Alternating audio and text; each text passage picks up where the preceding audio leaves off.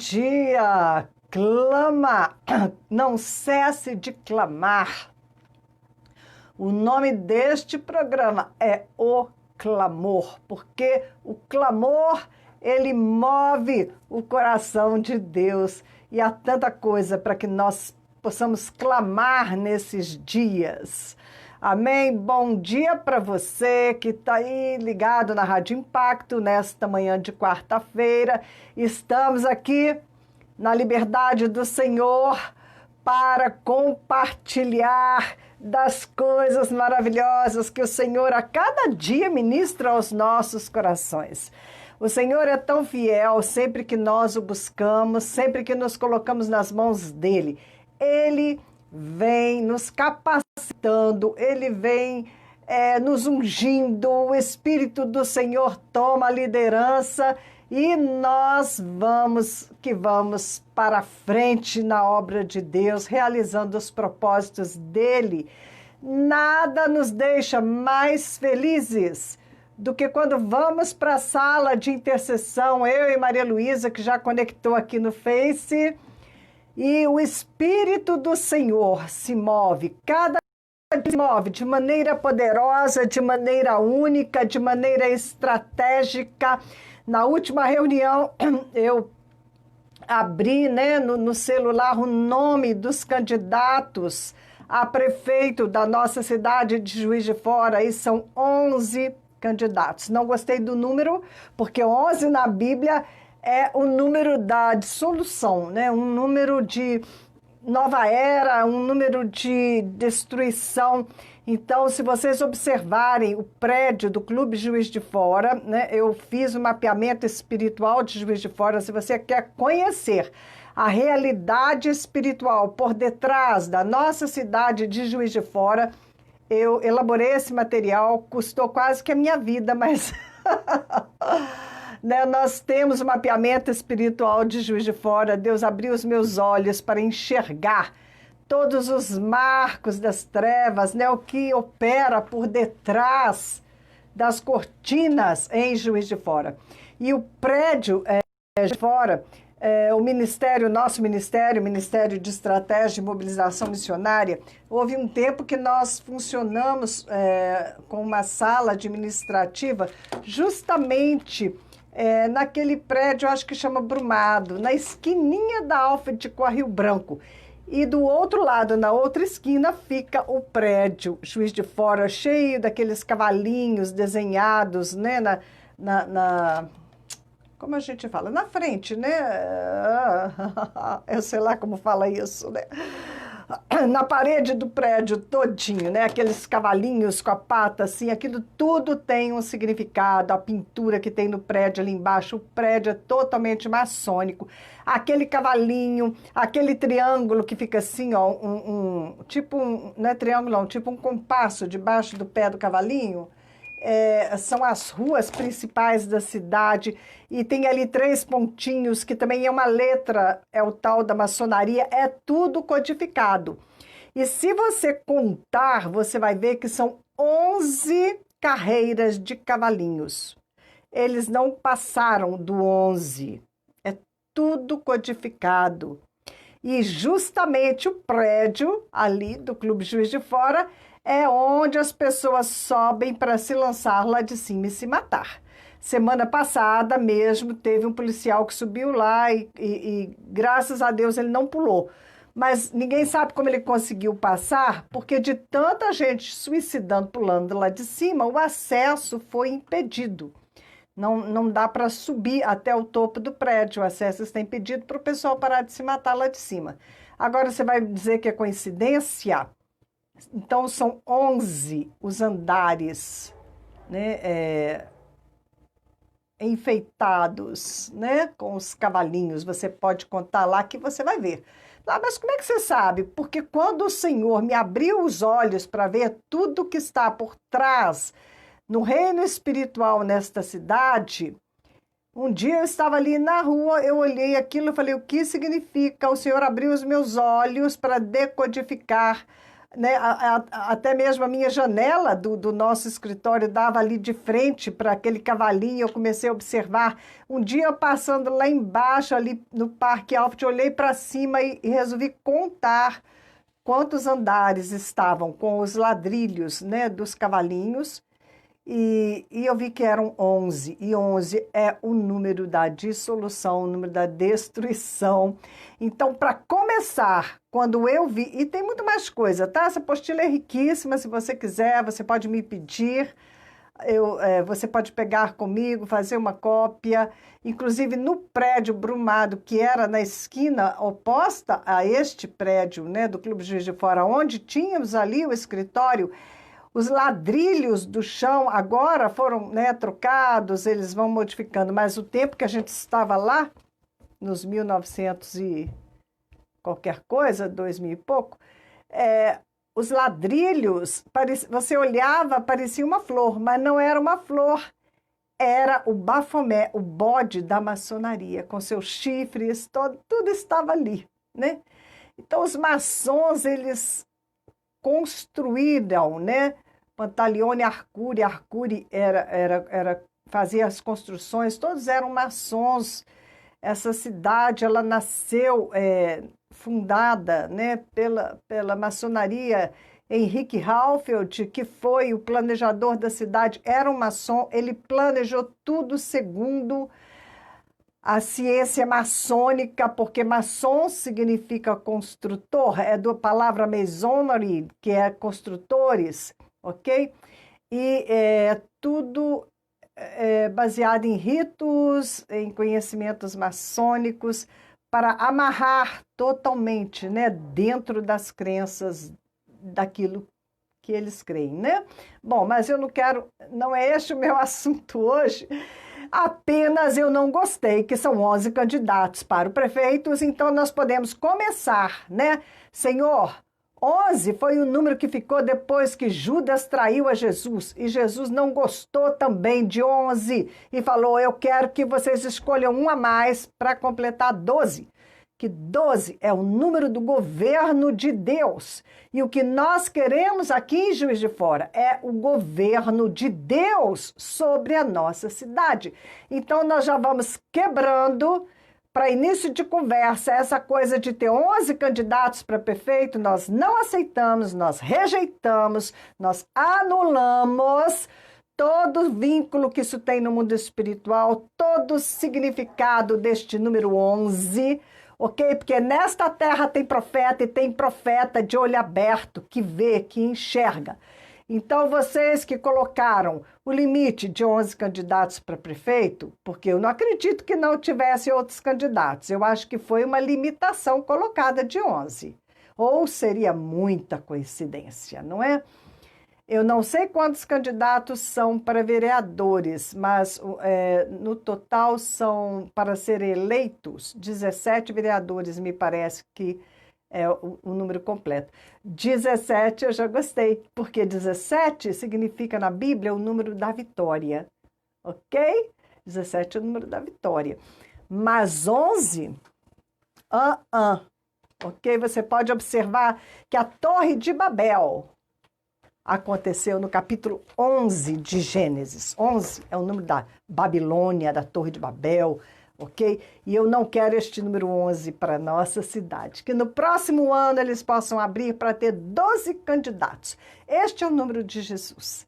Este é o número de Deus, este é o número do governo de Deus. Amém? Então, desde já, oramos, concorde comigo nisso, que este número 11 não vai ter qualquer influência sobre a eleição do prefeito da nossa cidade, não é? Então, nós anulamos toda influência maçônica nas eleições do prefeito da nossa cidade, porque ele vai ser eleito de acordo com a vontade de Deus. Nós vamos orar, eu chamo você para oração, quebrando o poder deste número 11, tudo que está por trás disso, né? Todo este poder de controle maçônico, porque nós queremos o controle de Jesus Cristo, que é o Senhor, o nosso Senhor, o Senhor das nações da terra. é o Salvador, o Senhor, o Criador de todos os homens. E nós quebramos, então, todo o sistema que se opõe ao reino de Deus na nossa cidade. Então, nós estamos dizendo que um prefeito será eleito e que este prefeito será eleito de acordo com a vontade do Senhor. Alguém que não tenha o rabo preso com ninguém, alguém que possa ser usado como instrumento nas mãos de Deus. Eu ainda estava vendo, com Luísa mesmo, nós oramos nessa terça de manhã, e eu estava lendo um trecho do livro de Daniel, e quando Daniel chega diante do rei Belsazar, e aparece aquele escrito na parede, Mené, Mené, Tekel, Parsim, e então o rei chama Daniel, e ele decifra, dizendo que naquela mesma noite o reino dele seria destruído. E esta parte, este capítulo termina dizendo o seguinte: que naquela mesma noite o reino da Babilônia acabou nas mãos do sucessor de Nabucodonosor, o filho dele, Belsazar. Ele era terrível, ele mandou buscar as taças do templo do Senhor que estavam guardadas para beber, para farrear, e veio o julgamento de Deus. E Daniel fala, hoje mesmo, o seu reino será dividido e entregue a outro. O reino foi dividido e entregue aos medo-persas. E o capítulo encerra dizendo que o rei Dario invadiu naquela mesma noite, matou o rei, tomou posse da Babilônia.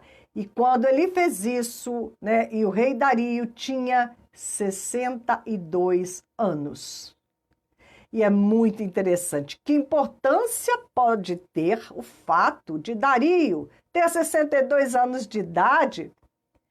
Qual o significado disso? Sempre que é colocado um número na Bíblia, aquele número está transmitindo uma mensagem.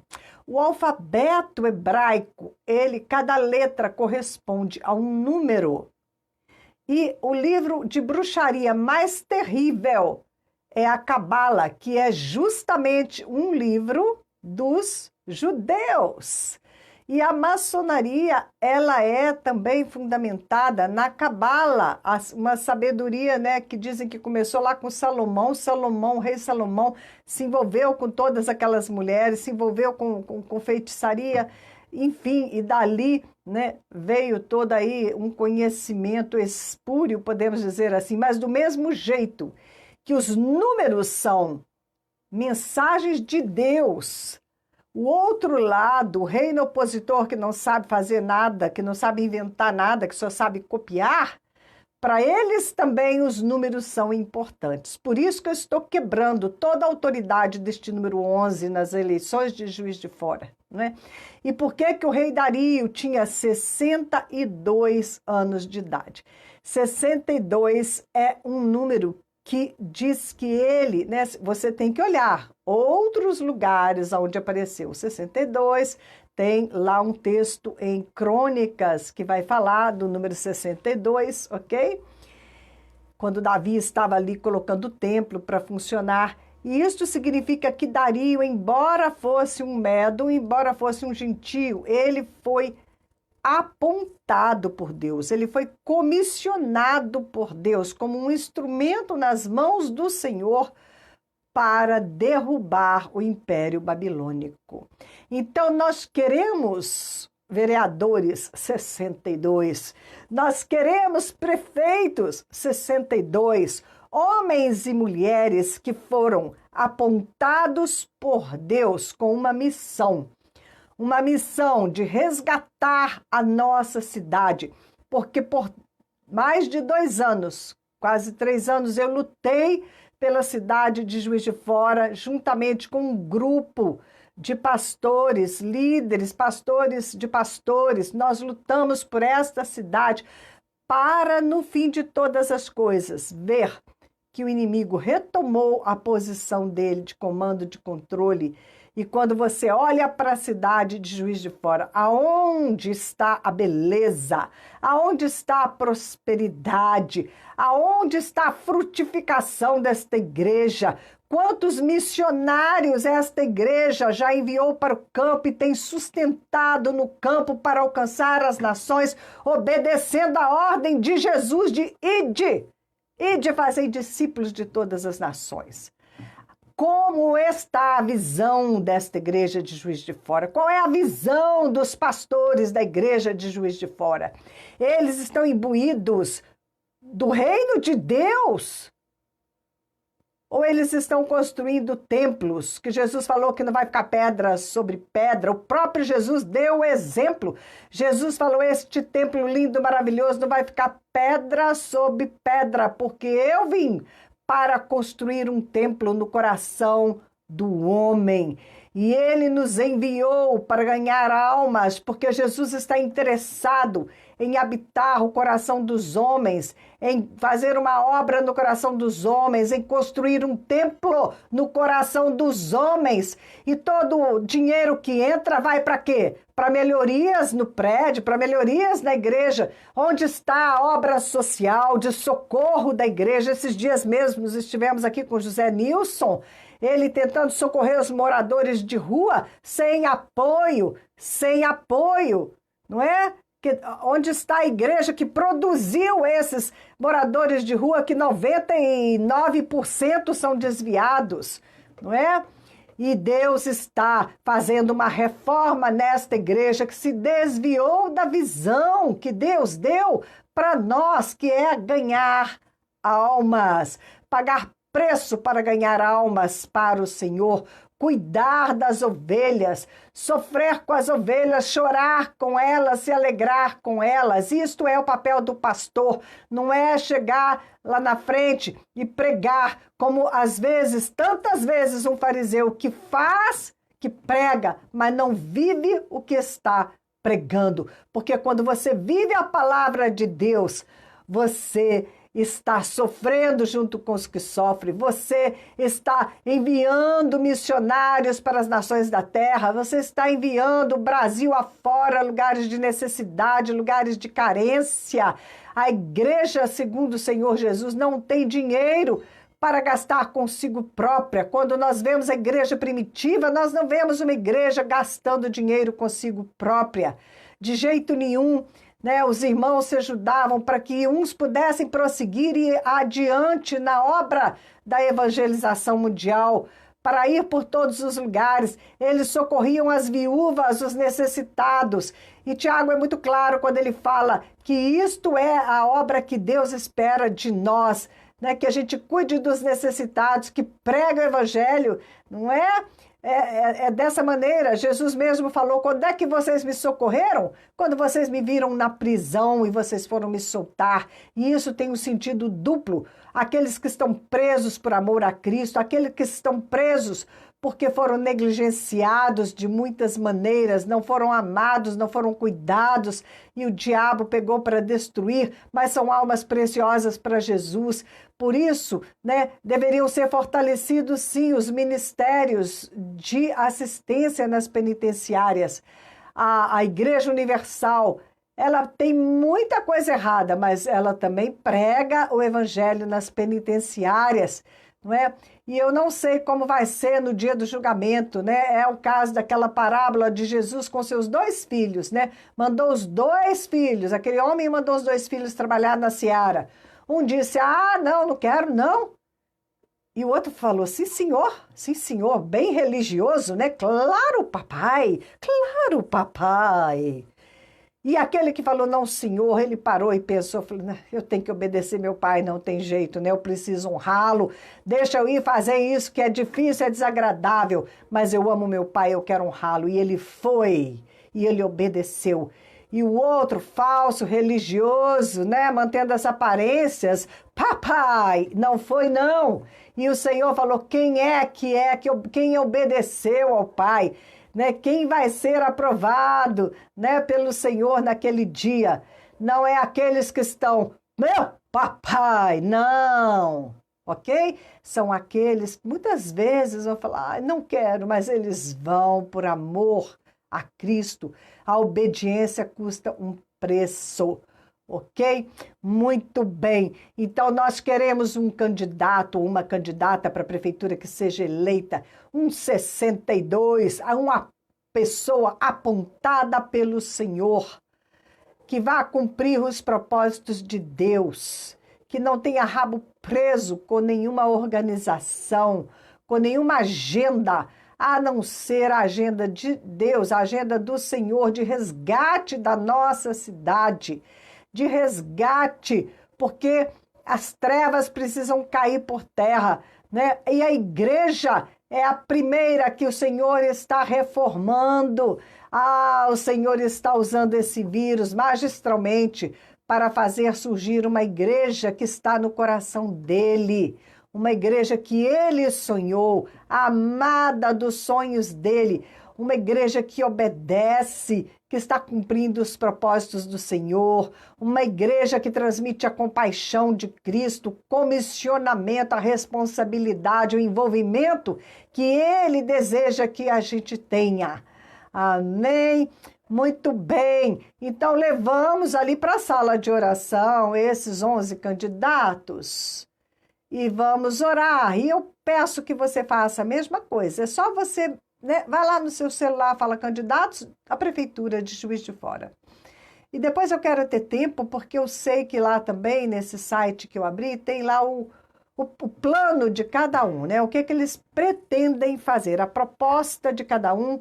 E nós vamos analisar a proposta de cada um e, se Deus permitir, vamos aqui estar divulgando a proposta de cada um desses candidatos, ou pelo menos daqueles que o Senhor nos orientar a divulgar o planejamento que eles têm para governar a nossa cidade, que está restolhada, esburacada, não é? A frota de ônibus desta cidade é um horror. Muita corrupção nesta área do transporte coletivo, muita corrupção, ok? E toda corrupção precisa ser arrancada, removida da nossa cidade, da Câmara de Vereadores, do Poder Legislativo, do Poder Judiciário.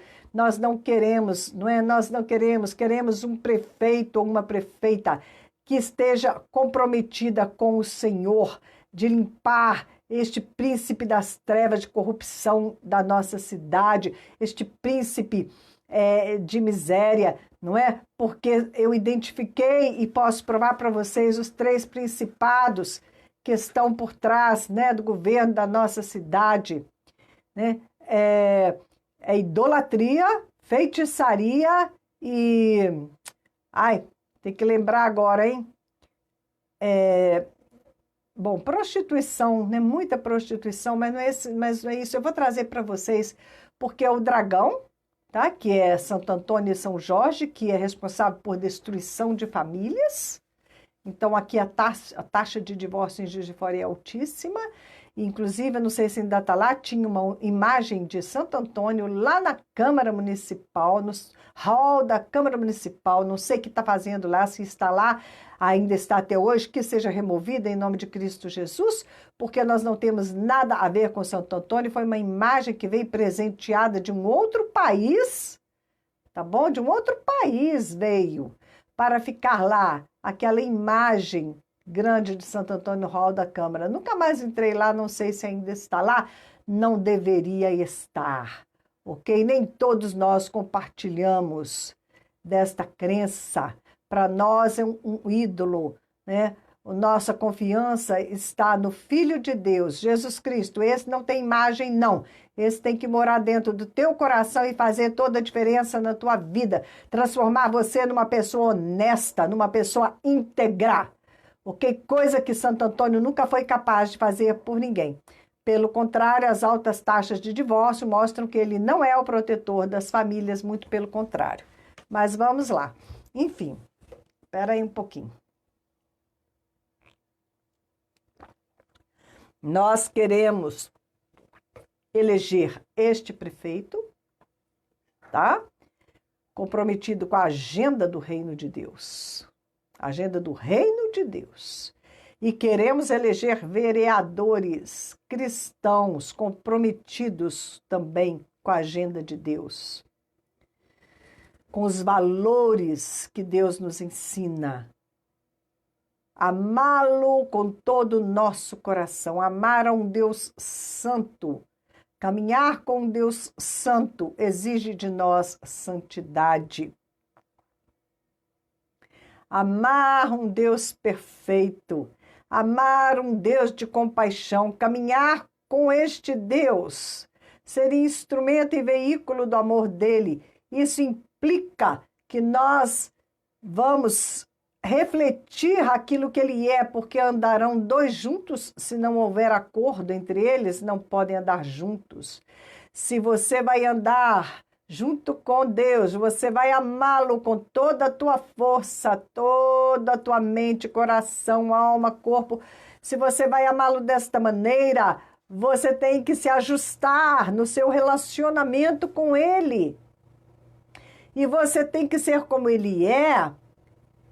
E nosso Deus é bom, é amoroso, ele é justo, né? Justiça, equidade são a base do trono do Senhor. São as bases, como é que ele fala? Juízo e justiça são a base do meu trono. E nós queremos tronos, autoridades sobre a nossa cidade que reflitam a autoridade do nosso Deus. Não é? Um Deus maravilhoso, um Deus que quer salvar, um Deus que quer abençoar, um Deus que tem compromisso com o ser humano de nos salvar, de nos abençoar, de nos prosperar. E nós queremos alguém que queira isso e trabalhe para isso nas nossas vidas. O que passa disso não presta. Bom dia, Neuza Neves. Bom dia, Andréia Condé. E eu falo isso da minha cidade, mas eu estou falando com todos vocês que são de outras cidades. Procurem fazer o que nós estamos fazendo. Quais são os candidatos? Leva para a intercessão, leva para a sala de oração. Fala, esse aqui não vai se eleger. Esse aqui não vai se eleger. Esse aqui não está comprometido com as coisas do Senhor. Nós temos autoridade, onde dois se reúnem, Jesus já está no meio deles e nós podemos, com nossa palavra, ligar e desligar as coisas do reino do Espírito aqui na terra. Por isso, nós temos que ir para a oração, para a intercessão, para a oração de concordância e falar, você aqui está arriscado. Eu decreto que você não vai se eleger. Não vai se eleger porque não está de acordo com o propósito de Deus e nós estamos falando na autoridade, daquele que é suprema autoridade sobre toda autoridade, que é Jesus Cristo, o Senhor. E assim nós fomos para a sala de oração, levando o nome dos candidatos, né? Assim você deve ir. Agora, vereador, deve ter tanto vereador que nós vamos ter que fazer assim, atacado a oração, né? Não sei quantos são os candidatos. Amém? Bom dia, Andréa. Ai, gente, falei até perder o fôlego, né? Mas eu tenho muito mais coisas para falar com vocês. Se na vida não tem direção, preciso tomar decisão. Eu sei que existe alguém que me ama. Ele quer me dar a mão. Se uma porta se fecha aqui, outras portas se abrem ali.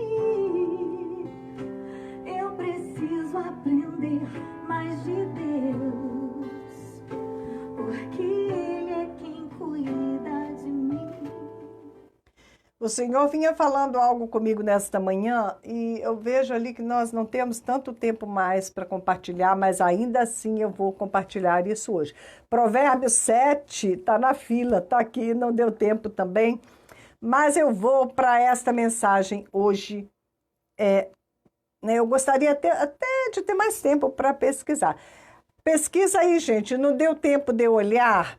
Quanto tempo os sacerdotes permaneceram de pé no meio do Rio Jordão, sustentando a arca em seus ombros para que o povo de Israel pudesse atravessar o Jordão.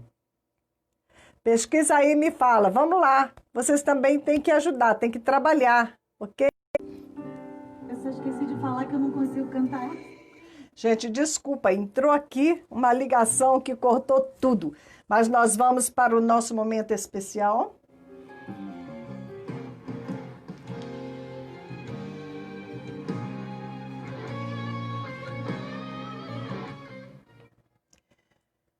Esse é o nosso momento Sabedoria de Deus. Amém?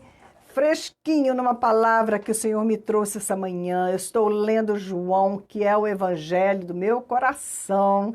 E eu estou onde? No capítulo 11, gente. Olha bem. O que acontece no capítulo 11 de João? A morte, né, de Lázaro. A morte e a ressurreição de Lázaro, ok? Não fica ali só na morte, né? Porque Jesus vem e quebra o poder do número 11 e ressuscita Lázaro, ok? Então eu vou ler para você em duas versões.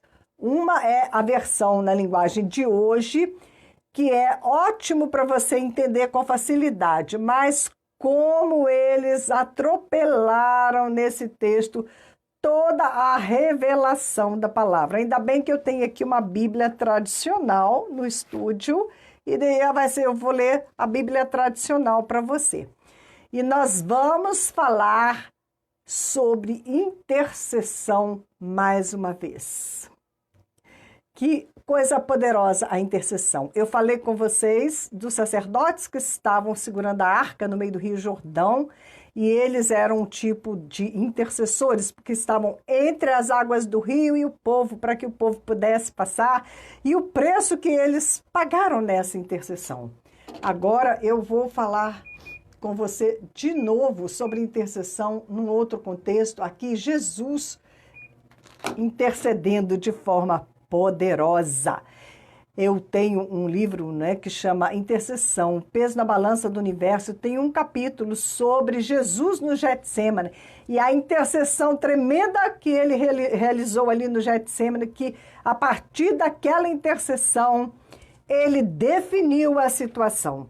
Não foi na cruz. A cruz, vamos supor, espiritualmente falando, no reino do Espírito, a nossa salvação foi alcançada na intercessão de Jesus, onde ele derramou sangue, né? E o sangue caiu ali na terra muito bem. E depois, esta salvação, esta vitória que ele obteve na intercessão no reino do Espírito, se manifestou, foi executada na cruz do Calvário. Hoje também nós vamos ver esta vitória, primeiro sendo manifestada no reino do Espírito e depois sendo executada na nossa dimensão temporal. E esta é a ressurreição de Lázaro. Então, veja bem, eu vou ler um texto, depois vou ler outro, como que as pessoas atropelam a revelação por mudar, às vezes, uma palavrinha da palavra de Deus, como que isso é algo sério, como a palavra de Deus, nós temos que ter muito cuidado com ela, tá bom? Então eu vou aqui a partir do verso 32, tá bom?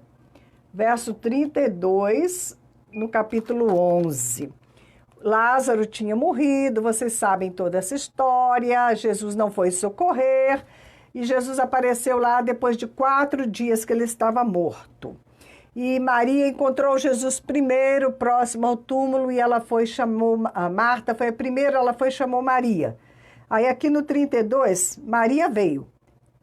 E o que acontece quando Maria encontra Jesus? Quando Marta encontra Jesus, Jesus faz toda uma explanação para Marta. Marta, é isso, assim, assim, assim, eu sou a ressurreição. Conversa com Marta. Mas quando Maria chega, a coisa fica diferente. Quem era Maria?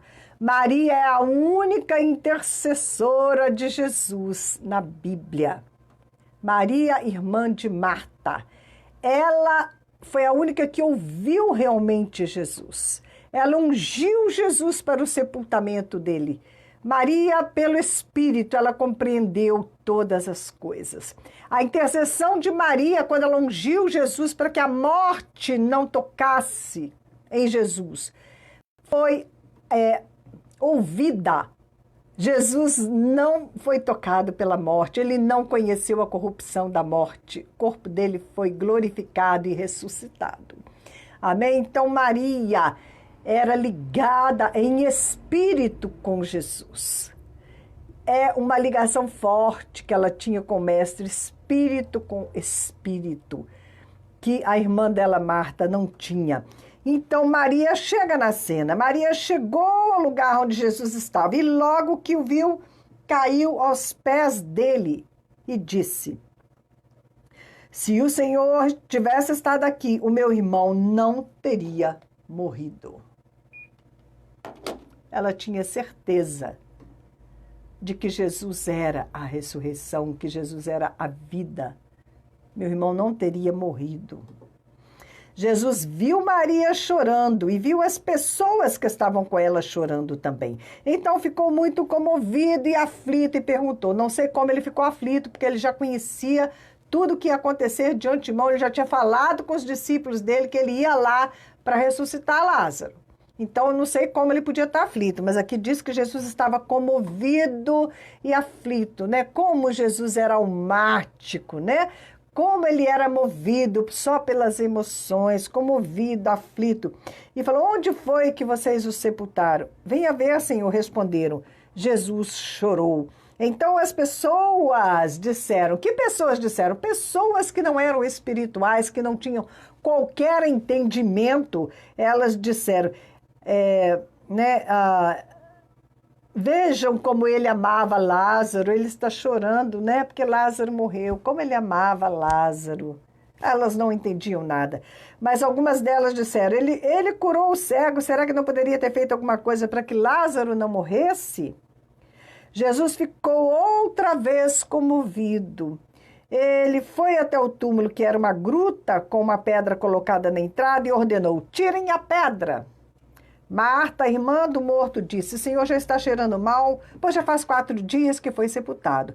Jesus respondeu, eu não lhe disse que se você crê, você verá a revelação do poder glorioso de Deus?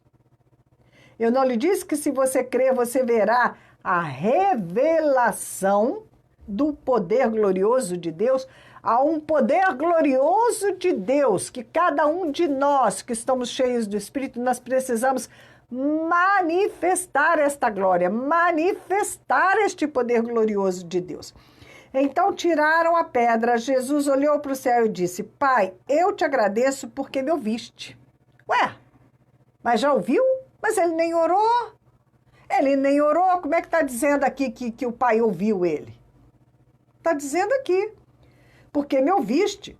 Eu sei que sempre me ouves, mas eu estou dizendo isso por causa de toda esta gente que está aqui, para que eles creiam que tu me enviaste.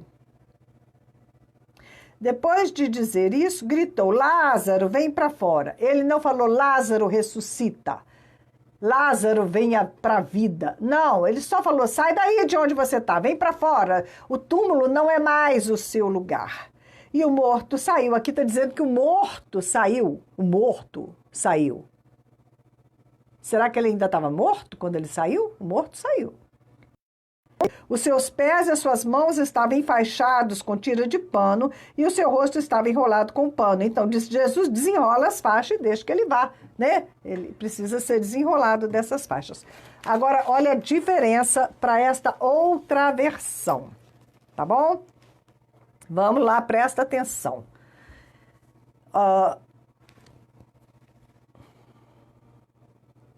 Cadê? Eu comecei no 32. Tendo, pois, Maria chegado onde Jesus estava e vendo-o, lançou-se aos seus pés, dizendo, Senhor, se tu estivesse aqui, meu irmão não teria morrido, tá? Jesus, pois, quando a viu chorar, ele não ficou, como diz a outra versão, como é que é? Aflito e comovido. Não, aqui diz que quando viu chorar, e também chorando os judeus que com ela vinham, moveu-se muito em espírito e perturbou-se. Houve um poderoso mover do Espírito de Deus em Jesus. Jesus moveu-se em espírito, ok? Possivelmente com gemidos inexprimíveis, porque quando ele encontrou Maria, uma intercessora por excelência, o espírito da intercessão em Maria conectou-se com o espírito da intercessão em Jesus. E esta ligação entre Jesus e Maria, houve concordância em espírito. E o choro dela, o mover de Maria se juntou ao mover de Jesus. O choro dela cutucou Jesus para a compaixão daquela situação, e na compaixão ele se moveu na intercessão. O Espírito se moveu, o Espírito pulou, o Espírito teve um espasmo dentro de Jesus, né? E ele diz aqui, moveu-se em espírito. Como é mover em espírito? Não é que ele saiu andando.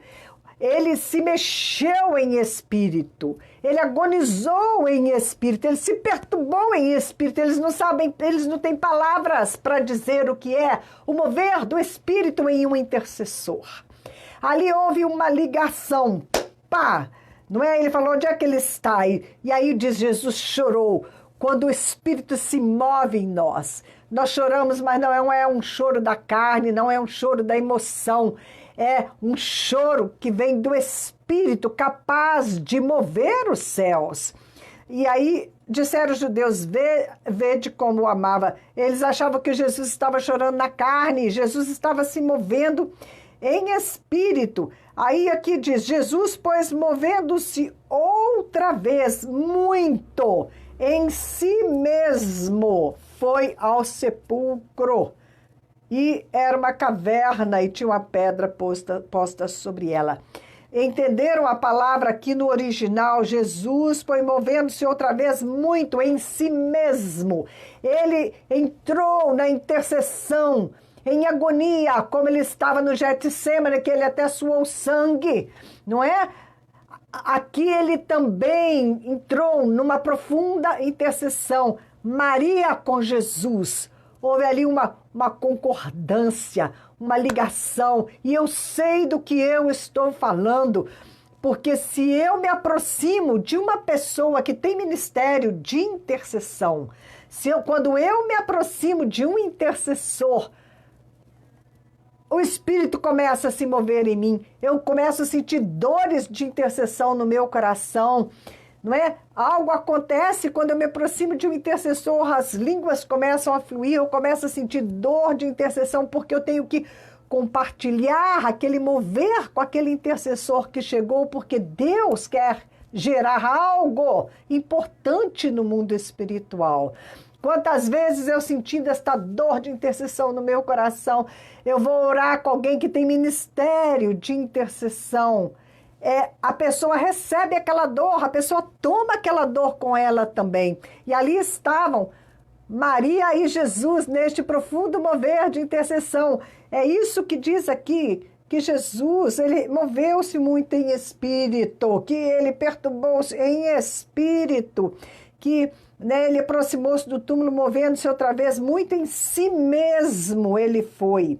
E aí falou, tira a pedra. Aí Marta, totalmente fora do espírito, falou, mas é defunto, tá cheirando mal, já é de 4 dias. Jesus falou, eu não te falei que se você crer, você vai ver a glória de Deus?